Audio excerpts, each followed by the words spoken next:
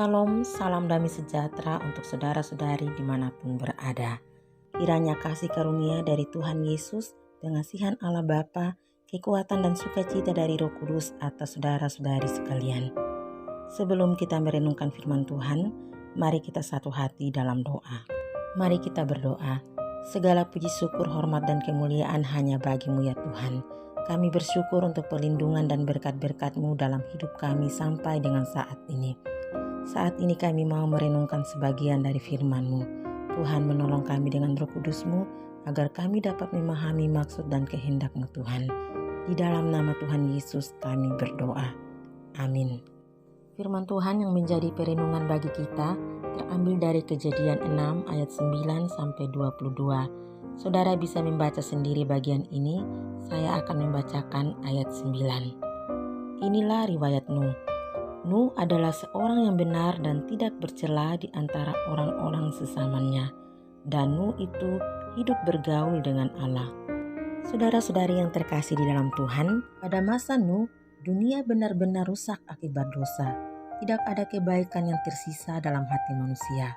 Karena itu Allah menjadi murka dan mengirimkan air bah untuk memusnahkan manusia dan semua yang hidup di dunia. Hanya Nuh yang bergaul dengan Allah. Hanya Nuh yang hidup benar dan tak bercela saat itu. Karena itu, Allah berkenan menyelamatkan Nuh dan keluarganya. Allah memerintahkan agar Nuh membuat batra dan menyiapkan bekal selama masa air bah. Ini berarti Nuh wajib melindungi dan merawat kehidupan yang Tuhan percayakan padanya. Ketaatan Nuh membawa selamat bagi Nuh dan keluarganya, juga menjadi berkat untuk makhluk hidup lainnya. Tindakan Nuh menjadi bagian dari karya Allah untuk pemulihan dan pembaharuan bumi. Dunia saat ini tidak sedang baik-baik saja. Dunia sedang sakit dan rapuh. Tapi Tuhan sangat mengasihi dunia dan umat manusia ciptaannya. Tuhan mau memakai kita untuk mengambil bagian dalam karyanya yang akan memulihkan keadaan dunia ini. Betapa dunia ini membutuhkan orang-orang seperti Nuh yang taat pada Tuhan dan mau ikut petunjuk-petunjuk yang benar. Orang-orang yang mau bertindak memperjuangkan kehidupan pribadi, keluarga, sesama lainnya, bahkan segala makhluk. COVID-19 menjadi salah satu ancaman untuk kehidupan dunia saat ini. Dibutuhkan ketaatan bersama untuk memutuskan rantai penyebarannya. Butuh kesehatian untuk mau taat pada protokol kesehatan yang merupakan petunjuk agar kita terhindar dari ancaman maut. Tetapi rupanya sebagian orang masih ada yang menganggap bahwa tindakan memakai masker, mencuci tangan, menjauhi kerumunan atau menjaga jarak sebagai hal yang berlebihan atau malah dianggap sebagai tanda bahwa kita tak punya iman. Dalam kisah Nuh, bukankah Allah dapat menyelamatkan Nuh tanpa Nuh harus bersusah payah membuat batra?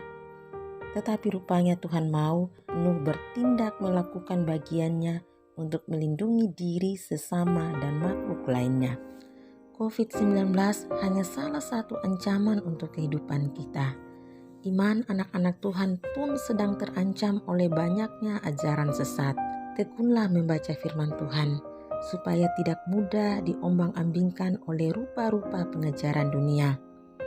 Mental dan moral anak-anak Tuhan sedang terancam oleh pornografi dan aksi kekerasan yang mudah dibaca dan ditonton di media sosial. Karena itu, pererat relasi kita dengan Tuhan. Didiklah generasi-generasi kita untuk makin mengasihi Tuhan.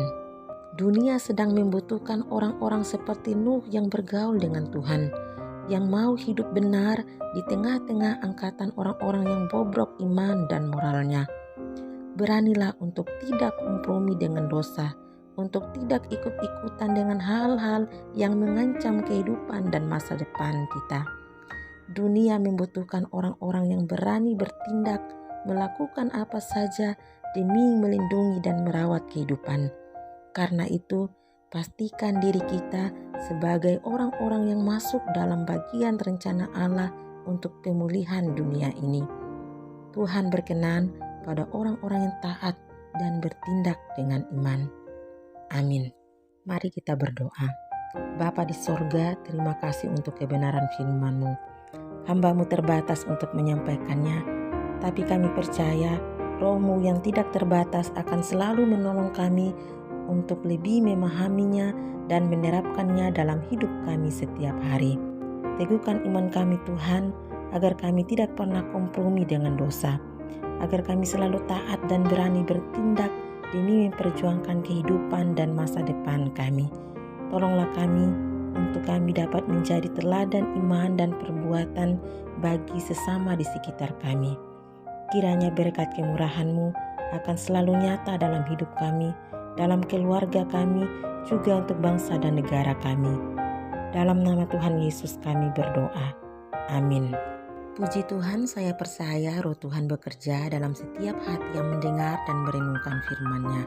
Tuhan menolong kita semua untuk menjadi pelaku firman Tuhan yang setia dalam kehidupan kita setiap hari. Tuhan memberkati. Salam.